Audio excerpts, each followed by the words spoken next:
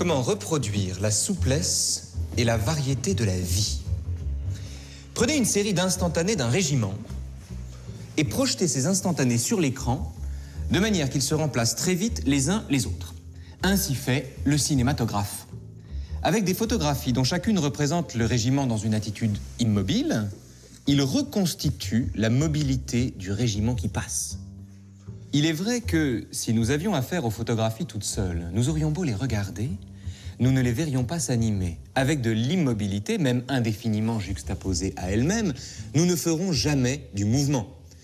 Pour que les images s'animent, il faut qu'il y ait du mouvement quelque part. Le mouvement existe bien ici, en effet, il est dans l'appareil. Tel est l'artifice du cinématographe.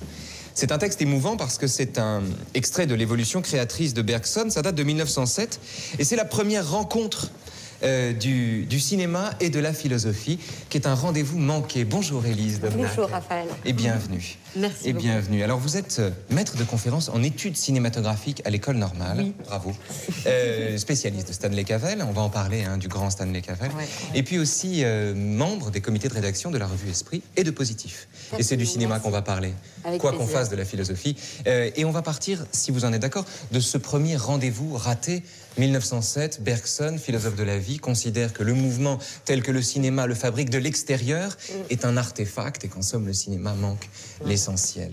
Alors le repoussoir, le cinéma comme repoussoir pour la pensée, d'emblée, Bergson, voilà, nous dit le cinéma c'est l'image même d'un faux mouvement. C'est le mouvement pensé à l'ancienne manière, la philosophie n'ayant jamais réussi vraiment à pénétrer l'essence du mouvement dans sa durée. Et le cinéma, dans la mesure où il fonctionne sur des coupes mobiles, reproduirait cette fausse idée du mouvement qu'on pourrait reconstituer à partir de coupes dans l'espace. On va voir des images justement qui montrent ça, qui en témoignent de façon limpide. Il faut comparer pour ça d'ailleurs, pour être bergsonien jusqu'au bout. Hein. Absolument. Il faut comparer ceux qui n'arrivent pas à reproduire du mouvement en juxtaposant des instantanés et ceux qui en une image y parviennent spontanément.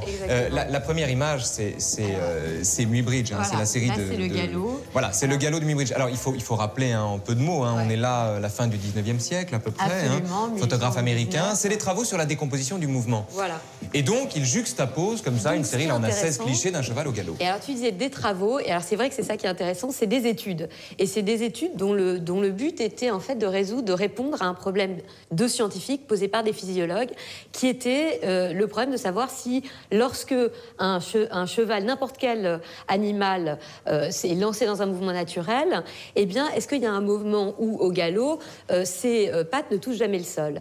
Et c'était pour répondre à ce problème de physiologue que Muybridge, en fait, poursuivant les travaux en Europe de marée, eh bien, a eu l'idée d'utiliser la photographie comme instrument de preuve en fait scientifique. C'est la photographie nous permettant de prouver, à moi, scientifique physiologue, me permettant de prouver que eh bien, les gens comme Géricault, qui représentait le galop du cheval comme à un moment... on va regarder ça, oui, bien sûr. Avec une phase où les quatre pattes sont en l'air, eh ben, ces gens-là se trompaient. Donc, alors justement, parce que juste un point encore sur Muybridge quand même, parce que ce qui est intéressant, c'est que pour bien comprendre ce que dit Bergson et ce que reproche Bergson au cinéma, c'est que ici on a 16 clichés, on en aurait 1 milliard, ce serait la même chose au sens, ce serait pareil, on n'aurait pas du mouvement.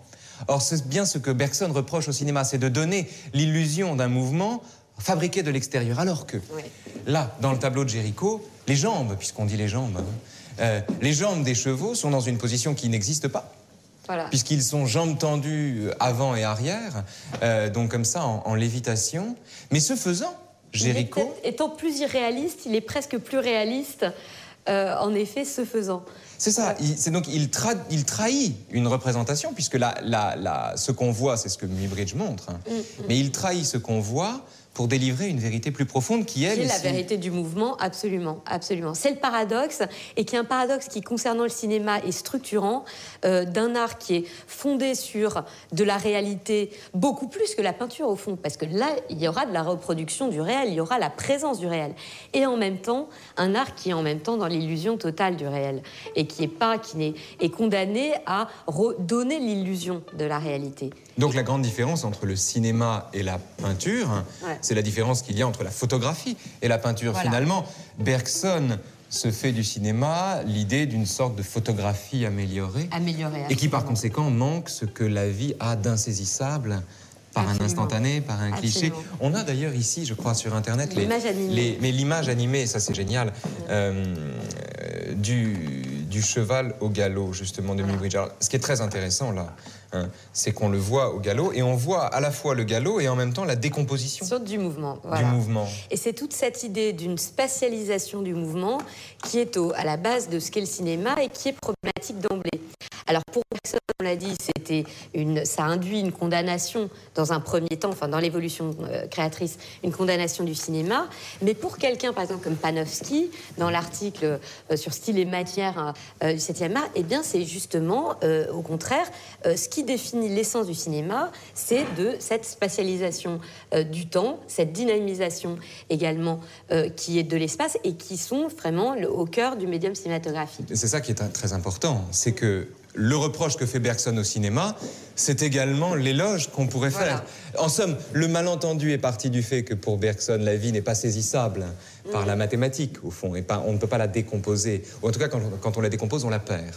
Et en même temps, l'idée qu'on puisse recomposer de la vie, un peu comme Frankenstein. En faisant 5, 6, 7, 8, 9, et en arrivant à un rythme qui évidemment va s'accélérer avec les progrès de la photographie, où on aura plus de nombre d'images par seconde, eh bien on arrive à cette continuité du mouvement qui fait du cinéma un spectacle continu. Et puis, c'est évident que le montage va ajouter dans les années qui suivent, en particulier c'est la grande conquête des années 20 sur le plan de l'histoire du cinéma, le montage va accomplir cette capacité à rendre compte du mouvement dans sa fluidité. Et c'est là où, pour revenir à Bergson... Ce qui est bizarre d'ailleurs, c'est que le montage, c'est une découpe. C'est une découpe. C'est une découpe qui réintroduit de la fluidité. Qui réintroduit de la fluidité. Et pour revenir à ce qu'on disait tout à l'heure, mais sous un autre angle sur Bergson, ce qui est passionnant, et c'est Deleuze qui le montre dans les pages initiales de l'image-mouvement, c'est que Bergson, celui-là même qui condamnait le cinéma comme faux allié de la pensée, eh bien, avait eu la prescience, avant 1907, avant ce texte condamnant le cinéma, avait eu la prescience d'une image-mouvement qui imaginait ce qu'allait devenir le cinéma, d'une image-mouvement qui, au contraire, allait s'installer dans la durée. Et c'est cette dichotomie, cette distinction entre image-mouvement et image-temps qui va être structurante pour la pensée du cinéma en France, puisque c'est structurant des deux grands ouvrages de philosophie du cinéma de Deleuze, que, en fait, Deleuze emprunte en le disant et en lui rendant tous les hommages qu'il se doit au Bergson de Matière et Mémoire. C'est que Deleuze est un grand lecteur de Bergson, un grand commentateur de Bergson, et il se sert du reproche que Bergson fait au cinéma pour lui... En montrer, au contraire... Toute la richesse. Toute la richesse. Vous avez dit le mot-clé, encore un point quand même, vous avez dit le mot-clé qui est le mot de continuité. Continuité ou discontinuité. Mettons qu'avec Géricault, d'un point de vue bergsonien, on soit du côté de la continuité, et là, du côté de la discontinuité. Pourtant, on a deux images fixes, sauf que ici, la fixité est mobile dans la mesure où elle trahit la représentation la plus immédiate des choses au profit d'un mouvement, alors qu'ici, la fixité, elle demeure fixiste, elle demeure fixe, et elle continue de ne pas bouger. La persistance rétinienne, c'est donc les fameuses lois optiques dont la découverte, et ça c'est Newton et c'est le XVIIe siècle, a été crucial pour la possibilité du développement technique menant au cinématographe. Et ben c'est la persistance rétinienne qui permet de nous donner l'illusion du mouvement. Ce qui fait aussi du cinéma, contrairement peut-être d'ailleurs à la télévision souvent, un art non pas passif, mais actif. Il appartient au spectateur de faire la moitié du chemin. Et voilà. C'est aussi là. Il n'y a pas de cinéma sans persistance rétinienne, il n'y a pas de cinéma sans reconstruction d'une série d'immobilités ou d'une série d'instantanés, sans comblement spontané de tous les intervalles qui séparent ces images. Et alors, ce qui est passionnant, c'est de voir à quel point les grands films de l'histoire du cinéma sont souvent des films qui réfléchissent à cette question immobilité, fixité et fluidité du mouvement.